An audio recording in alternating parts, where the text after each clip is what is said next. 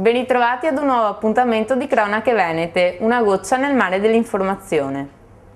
Professionisti d'impresa, è questo il nome del convegno che Confartigianato ha organizzato presso l'Hotel Continental a San Donà di Piave. C'eravamo anche noi. Quali sono gli obiettivi che vi siete proposti insieme al Consorzio di Promozione Turistica Eraclea Jesolo? Allora, portare nel territorio iesolano, in modo particolare, tutte le attività dell'entroterra e quindi quelle specialità dell'entroterra e quindi di tutti i nostri comuni inerenti al nostro mandamento sandonatese. Non solo con le nostre associazioni qui locali, ma appunto con tutti i mandamenti che vorranno in qualche modo collaborare.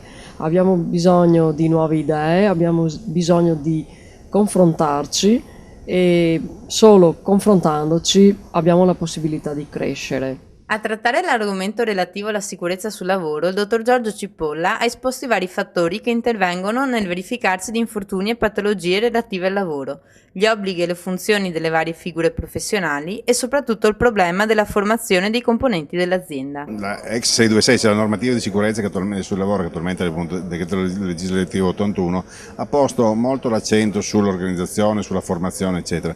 Ed è uno dei pochi casi in cui un'azienda è obbligata a occuparsi di questi aspetti organizzativi di formazione.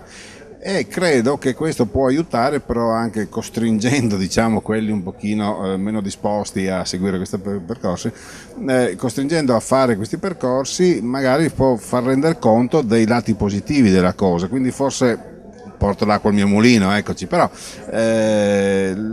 gli obblighi della sicurezza, se interpretati in maniera diciamo intelligente, può avere delle ricadute positive anche su altri versanti che vanno al di fuori della sicurezza, anche perché quando un'azienda è ben organizzata non può essere ben organizzata sull'aspetto sicurezza, è ben organizzata su tutti gli aspetti. Oltre ai vari servizi che già Confartigianato mette a disposizione dei suoi associati, il web è in continua evoluzione. Dal servizio di consulenza del lavoro e tenuta libri paga, l'associazione offre servizi innovativi come l'archiviazione documentale e il progetto a tutto tondo. Abbiamo un portale dedicato alla verifica e controllo in materia di ambiente e sicurezza, quindi un portale dedicato a coloro che hanno il nostro servizio a tutto tondo, dove potranno trovare tutti i documenti relativi al servizio di ambiente e sicurezza, dove potranno essere depositati tutta una serie di documenti, e questi documenti potranno essere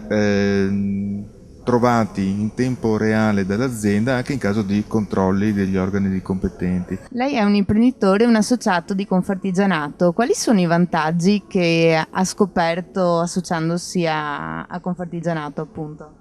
Beh, i vantaggi di Confartigianato sono enormi, però questa sera ho avuto la possibilità di riscontrare e confrontarmi su alcune novità molto importanti, anche perché i cambiamenti a livello legislativo sono molti, soprattutto in questo periodo con questo ultimo governo, per cui essere qui presenti e avere una rinfrescata fa sempre bene. Per ulteriori informazioni seguite il sito www.artigianisandonà.it.